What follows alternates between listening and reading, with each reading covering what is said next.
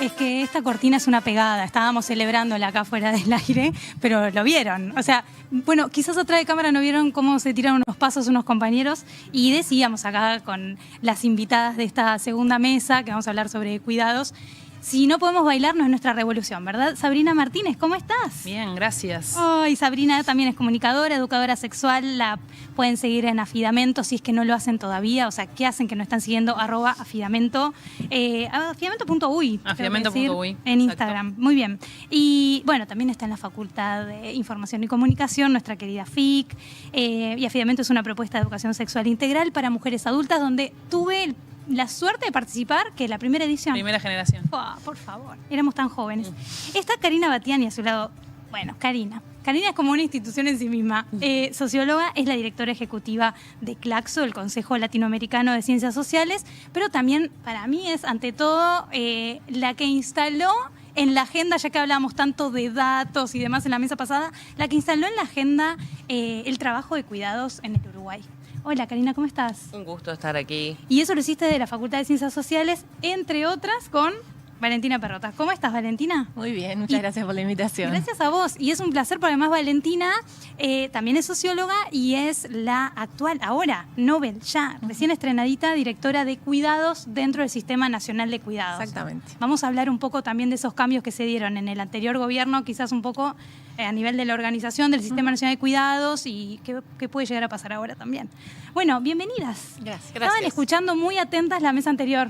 Unas ganas de meter unas mechas ahí. Uy, bueno, ¿quieren meter una mechita corta? No, yo solamente cuando hablábamos de la comunicación, porque es un tema que me compete en esto de la transformación de la agenda, no podía dejar de nombrar el empuje y la transformación institucional, por lo menos que le ha hecho a la FIC el ingreso de los estudios de género a partir del pedido de las estudiantes que insistentemente nos han obligado a curricularizar, a decir, che, ¿qué pasó acá con esta bibliografía? A un caudal enorme de trabajos finales de grado con perspectiva de género.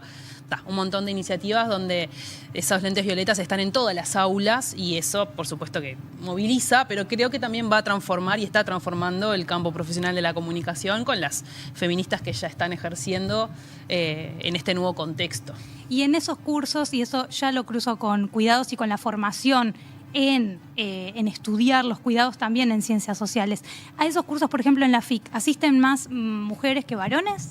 Bueno, en el caso de la licenciatura en comunicación, como unidad curricular, digamos, que estrictamente aborda, digamos, los estudios de género, yo participo del equipo que dicta cuerpo, género y comunicación, y ahí tenemos casi que un 55 o 45. O sea, tenemos muchos varones que en los formularios de percepción estudiantil agradecen y dicen, vine por los créditos y me quedé.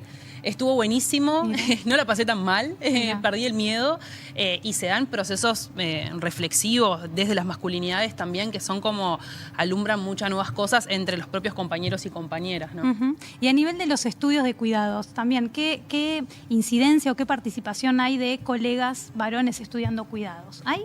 Sí, hay algunos. ¿Hay algunos? Obviamente somos mayoría las mujeres, pero no quiero dejar pasar este comentario para hacerte una amable sugerencia en este nuevo ciclo que estás lanzando hoy aquí en TV Ciudad. Dediquemos un espacio a hablar de la genealogía de los estudios de género en la UDELAR, en la Universidad de la República, y bueno, cómo surgió, desde dónde, con qué temas y dónde estamos hoy, y cómo desde distintos servicios, el nuestro, la Facultad de Ciencias Sociales, fue pionero en eso, se fue instalando y como bien dice nuestra colega, bueno, hoy nos encontramos en otra realidad. Pero vinimos a hablar de cuidado, no quiero cambiarte el eje del programa. No, pero está perfecto. Pero hago amablemente esa sugerencia para este nuevo ciclo.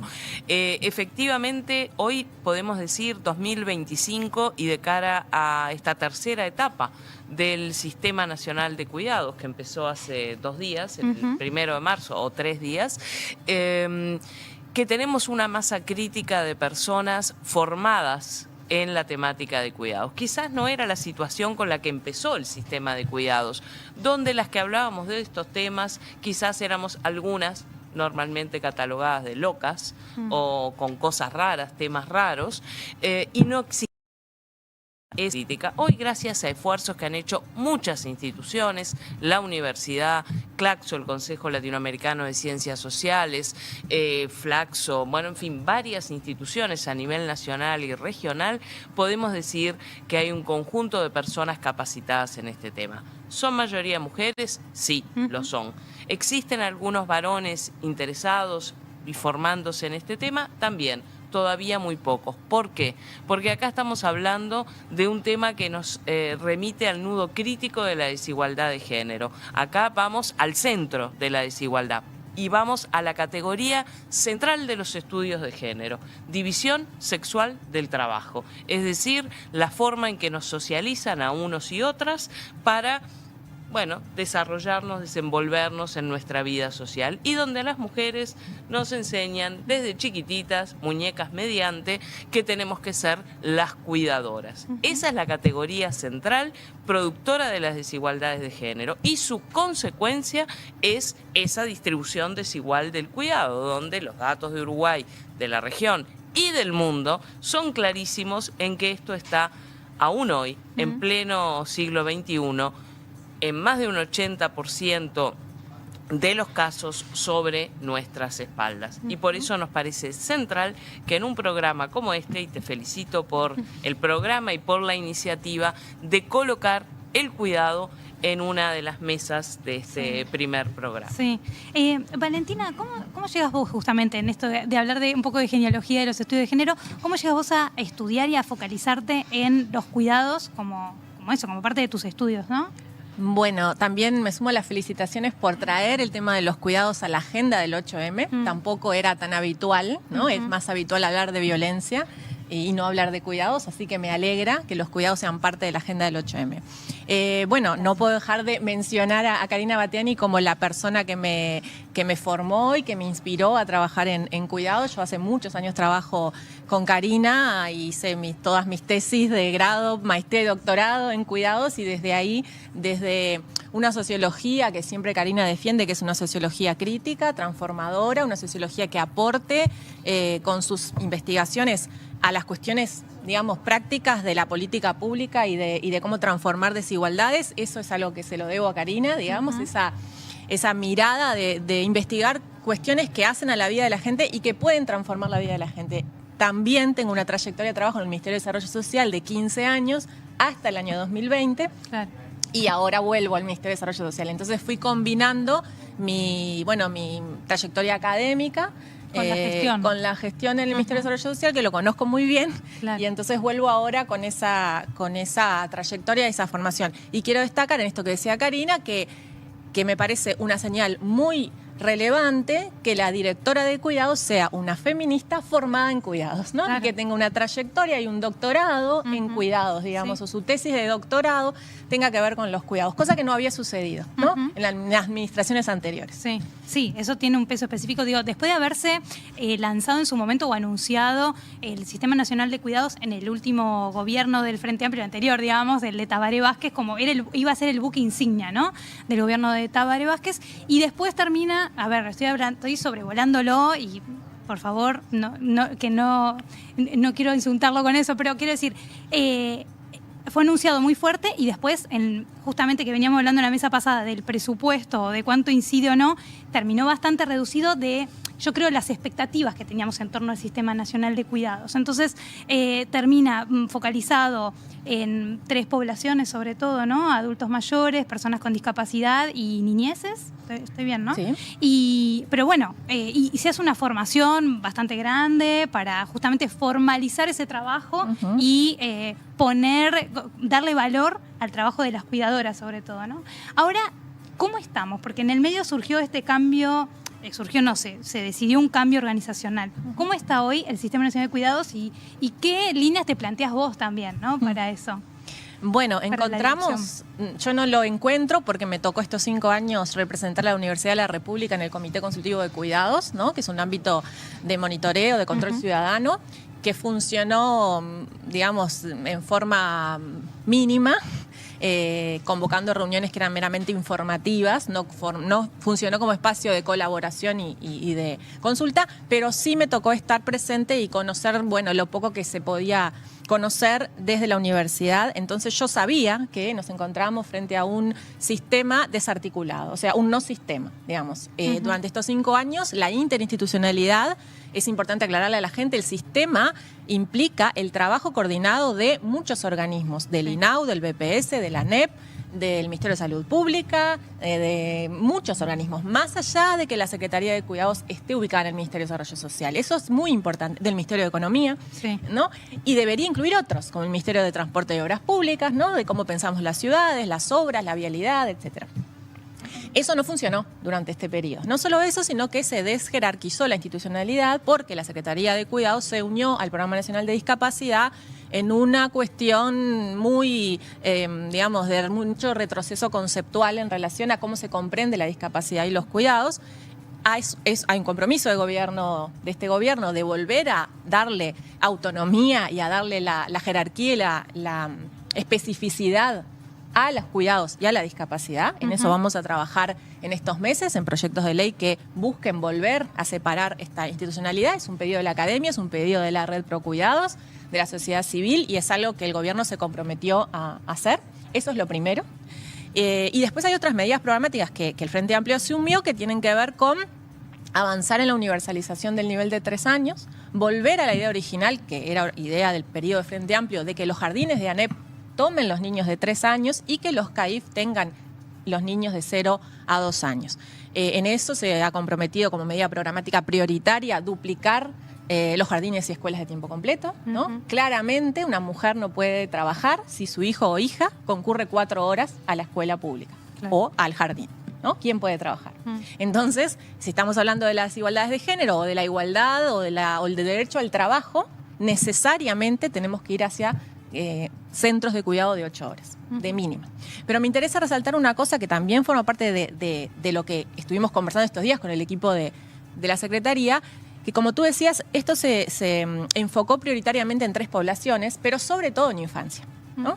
Donde hay carencias y donde hay ahora medidas priorizadas, pero no se priorizó a las personas mayores y a las personas con discapacidad. Y Uruguay tiene un debe enorme con las personas con discapacidad y las personas mayores y las personas que nos están mirando, que tienen un padre, una madre, una suegra, una hermana, que está comenzando a tener una dependencia, seguramente comprendan la enorme dificultad de tener que salir a buscar un servicio privado y pagar por ese servicio para que asistan diariamente a una persona mayor. Entonces ahí me parece que hay mucho espacio para mejorar. Sí. Yo quiero complementar lo que dice Valentina, porque bueno, ella ahora habla desde el lugar que le toca, de directora de la política pública, y por supuesto que celebro que lo sea, por bueno, toda la experiencia y la capacidad que tiene, pero no solo me voy a quedar en celebrar, sino en exigirle a Valentina el cumplimiento de algunos elementos que hace mucho tiempo se vienen planteando y que se discutieron mucho además en la campaña electoral. Entonces quiero retomar algo que ella plantea, y es la jerarquización de la política de cuidados. Tú decías, bueno, lo que ocurrió en el gobierno anterior del Frente, no en este que acaba de terminar, donde efectivamente fue el buque insignia y se hicieron algunos elementos que por supuesto valoramos, pero no se llegó a cumplir con que sea realmente un buque insignia. Claro. Entonces tenemos que tomar ese punto para desde ahí avanzar. Y eso implica que tenemos que jerarquizar esta política. Mientras, digamos, se la deje como una política social más o como un elemento más, creo que no va a lograr las transformaciones que estamos buscando y que estamos reivindicando en este 8 de marzo. Entonces, tiene que ser una Secretaría Nacional ubicada, ojalá, al costado del presidente de la República, la mano derecha o la izquierda, la que él prefiera. Claro. Tiene que ser esta política de cuidados, en OPP o en alguno de los organismos que dependen directamente de Presidencia. ¿Por qué? Porque está mal que esté aquí en el MIDES de ninguna manera, pero necesita jerarquizarse para poder cumplir con su función interinstitucional, que es lo que explicaba Valentina recién. Claro. estamos apostando fuertemente, lo vamos a seguir haciendo desde la sociedad civil, desde la academia, empujando para que ese cambio ocurra. ¿Por qué? Porque tenemos la convicción que a partir de esa transformación y de jerarquizar, dotar de recursos y mostrar voluntad política, como hablaban en la mesa anterior, realmente se van a poder llevar adelante las medidas que dijo Valentina y unas cuantas más para transformar ese nudo crítico de la desigualdad de género. Claro. Sabrina, pensaba hablamos antes de la FIC, sobre todo de la Facultad de Información y Comunicación, pero yo nombraba cuando te presentaba a Afidamento, que es este taller, ¿no? Educación sexual integral, una propuesta en ese sentido, pero que además ha tenido sus abordajes, además de sus abordajes en maternidades también, ¿no? Has tenido algunos especialmente y además también das talleres por fuera de lo que es Afidamento, o consultorías y demás. ¿Qué te dicen las compañeras que participan de esos talleres sobre la maternidad, en esto de lo cotidiano, ¿no? Valentina mencionaba recién esto de mínimo 8 horas para meter a los gurises en la escuela, porque si no, no nos alcanza, o tenés que tener, ¿cuántas tienen un trabajo específicamente, más de uno, y uno específicamente para pagar a la niñera? Eso, ¿no? Como ¿con qué situaciones te encontrás en el taller? Bueno, críticas. Donde además creo que de alguna manera, frente a las violencias y vulnerabilidades que nos enfrentamos, las mujeres que sostenemos los cuidados, eso aumenta el vínculo y la construcción propia que hacemos en torno a nuestra idea de maternidad, ¿no? Al punto de que capaz que con un profundo deseo, convicción o pretensión curiosa de ver qué termina siendo la maternidad, la desolación, la soledad, la angustia y el abandono que sufrimos muchas madres nos lleva a, yo elegí esto, ¿no? O sea, ¿por qué yo me metí en este baile? Cosa que muchas veces las madres a menudo nos preguntamos, y ahí yo me preguntaría si ese baile tenemos que romper la idea de dar por hecho en la naturalización de que la explotación es el costo de este deseo o de llevar adelante ese proyecto, ¿no? O muchas veces bailarlo solas. Ni que hablar. ¿No? Porque... No, ni que hablar. Porque además yo creo que ahí se genera como un nudo complejo, digamos, más como identitario en torno a ese proyecto idealizado y todas las narrativas que hay en torno a lo que implica ser madre, ¿no? Donde todavía persisten, digamos, dispositivos y aleccionamientos y un gran caudal de normas sobre lo que implica la maternidad. Entonces vos llegás como con un reglamento recontra complejo que estoy casi segura de que casi ninguna pudo cumplir, ¿no? Pero de alguna manera eso está y está instalado, entonces te vuelve un sujeto vigilado, permeable, ¿no? En el cual todas las personas pueden hablar sobre vos, opinar sobre ese rol, y eso además inscripto en un cambio social donde también esta famosa idea, ¿no? De la crianza en tribu, ¿no? Que es como, a veces me genera como, me parece muy gracioso que, digamos, tenemos que ir a la crianza en tribu. ¿Qué tribu? Si vos estás laburando 9 horas, tu amiga está laburando 12, o sea, tenemos una tribu virtual, el grupo de WhatsApp, donde mandás un grito, ¿no? Una compañera de trabajo me dijo, grita, acá podés gritar, ¿no? Pero nos lleva a que yo a veces digo, claro, si mis hijas me ven a mí en este estado, ¿quién va a querer ser madre, digamos, con este baile, ¿no? Pero de alguna manera eso es como muy constitutivo, porque creo que lo que hace es invisibilizar un montón de otras potencialidades y luces que brinda la maternidad, pero que en la cotidianeidad yo creo que genera daño psíquico, físico, ¿no? Económico, en un contexto donde a muchas de nosotras, yo soy una de las que le pasa, no cuento con red de cuidados más allá del padre con el cual criamos, ¿no? Y que soy de, digamos, las afortunadas que tienen una pareja que de alguna manera sostiene, ¿no? Una parte de los cuidados, pero toda esa idea de red, abuelo, familia extendida, que también ha cambiado, ¿no? En un contexto, ¿no? De hiperproductividad, donde no existe tiempo para no hacer nada, nos lleva además a maternidades mucho más deterioradas en torno al vínculo que construimos con nuestros hijas y nuestras hijas, que es no tenés tiempo para jugar. Porque mientras tu hijo te pide, vamos a jugar, vos estás contestando un WhatsApp, ¿no? Cuando tenés un trabajo que no es precario, que te empobrece, que te esclaviza, como es el de otras muchas mujeres, ¿no? Entonces, es un tema que además, si vos criás y si vos cuidás, te toma toda, ¿no? Y hace que no puedas pensar en un montón de otras cosas vinculadas, por ejemplo, a la feminidad. Pienso en términos de la sexualidad, el erotismo y otras cosas que ni que hablar, ¿no? Totalmente. Y eso también cruzarlo, pensaba recién lo que decía Valentina, que por ahí en su momento en la aplicación, vamos a llamarlo así, que ha tenido el Sistema Nacional de Cuidados, se enfocó mucho más en las infancias que adultos mayores o personas con discapacidad. Entonces también lo cruzaba, no sé, trataba de imaginarme un poco qué pensaba Karina, pero digo, pensaba en los cuidados de los adultos mayores, ¿no? Nosotros y de las personas adultas mayores, porque también se cruzan madres jóvenes o con hijos adolescentes, pero también ya cuidando a sus padres y madres mayores. Es que es lo que nos han mostrado los estudios que hemos hecho, muchos, en la facultad, que justamente la situación hoy del cuidado es un continuo en la vida. Antes, bueno, uno cuidaba a sus hijos y tenía un tiempo hasta asumir nuevas responsabilidades de cuidado. Hoy las transformaciones demográficas de distinto tipo nos llevan a ese continuo. Estamos todo el tiempo cuidando. Si no son hijos, son padres o son otras personas de nuestro entorno que requieren esa atención. Entonces allí hay que colocar el centro. Pero yo lo que estaba pensando cuando las escuchaba todas es... Bueno, ¿de qué estamos hablando? ¿De qué está hablando ella, por supuesto, Valentina y tú? Del derecho al cuidado. Señores, señoras, Uruguay reconoció el derecho al cuidado ya varios años atrás, ¿verdad? Sí. Con la ley de cuidados, etcétera. Es eso, es el derecho al cuidado. ¿Y el derecho al cuidado qué quiere decir? Que todos y todas tenemos el derecho a recibir los cuidados que necesitamos en función de nuestro ciclo vital, ¿sí? Y también quiere decir que ese derecho que yo tengo a recibir cuidados no puede ser, digamos, solamente garantizado porque haya una mujer que lo brinde de manera no remunerada en un hogar o en una casa, ¿verdad?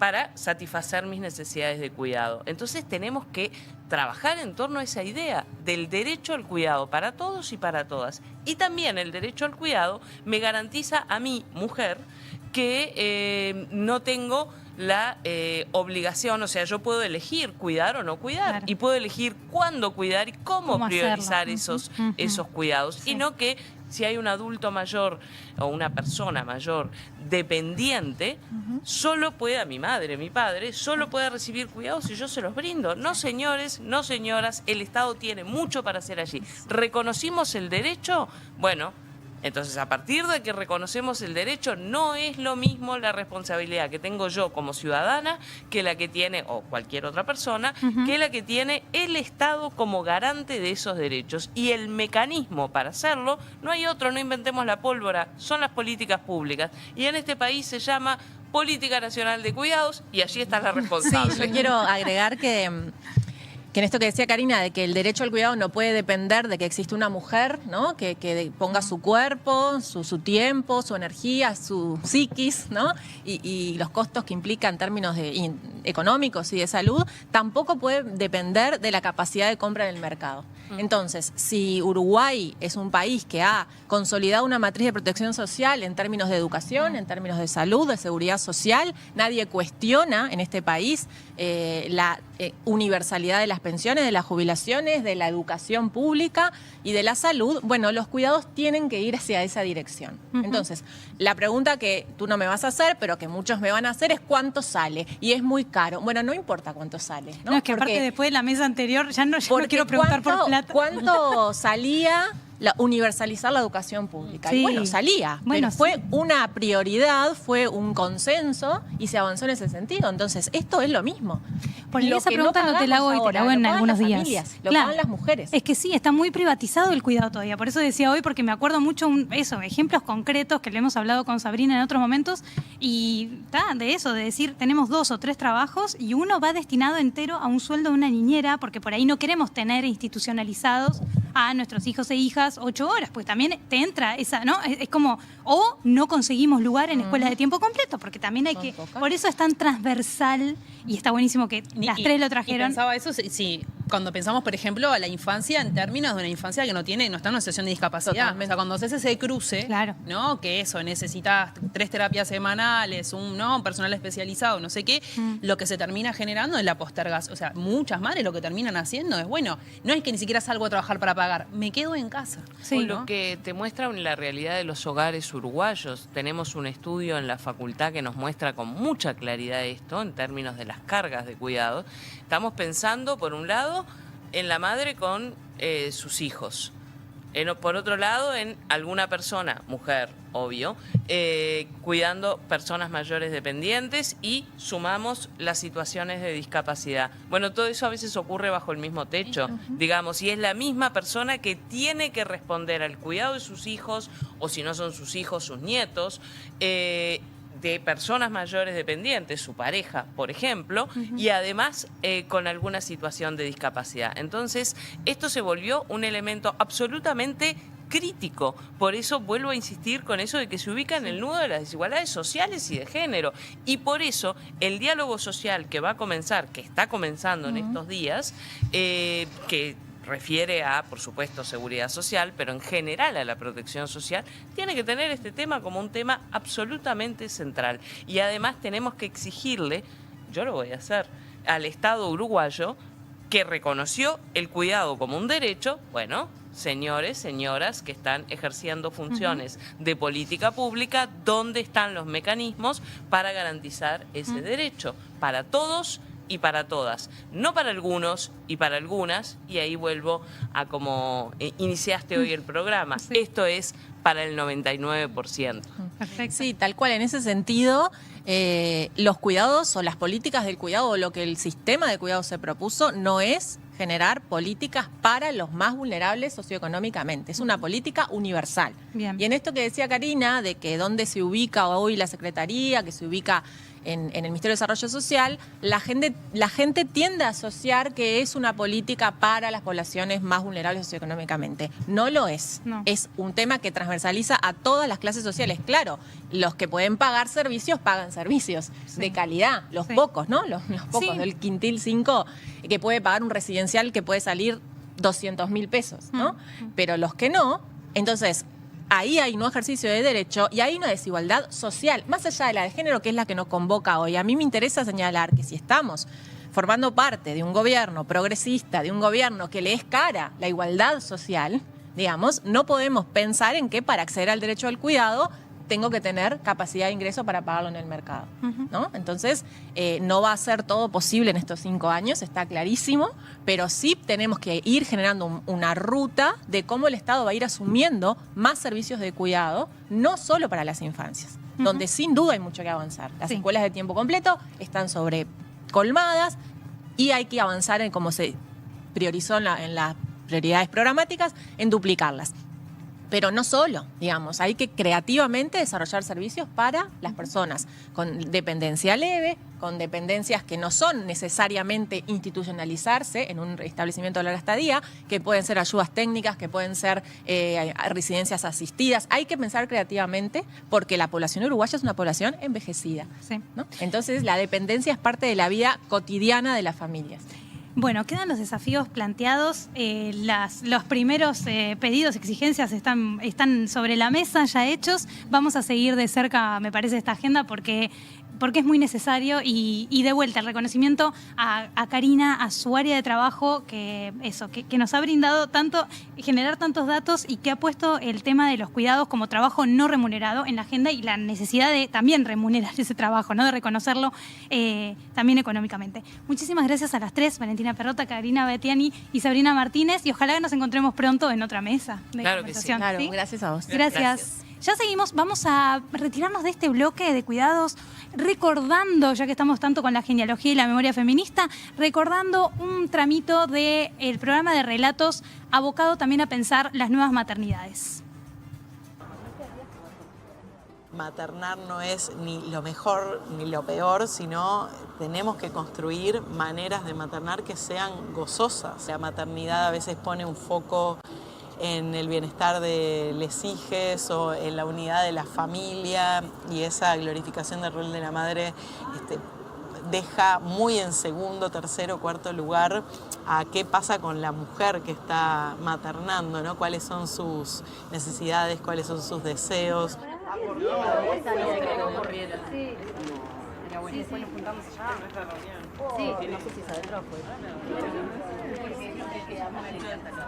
Como poder hablar de las cosas que también son duras de la maternidad es súper importante, sin caer tampoco en la demonización de la maternidad. Inclusive, no sé, algunas de nosotras pensamos en la maternidad durante mucho tiempo de nuestra vida como algo terrible, como algo totalmente opresivo y que no podía ser sino opresivo. Entonces, por un lado, nos parece súper importante poder hablar de que a veces nos sentimos agobiadas, de que estamos cansadas, de que a veces necesitamos no ver a nuestras hijas y hijos por un rato, de que de toda la presión social que hay sobre el maternar y lo difícil que es, y que sí, a veces estamos súper felices, pero otras veces querés dormir por una semana, y poder hablar de eso sin ser las malas, sin ser como apuntadas inmediatamente como las malas madres, inclusive entre mujeres.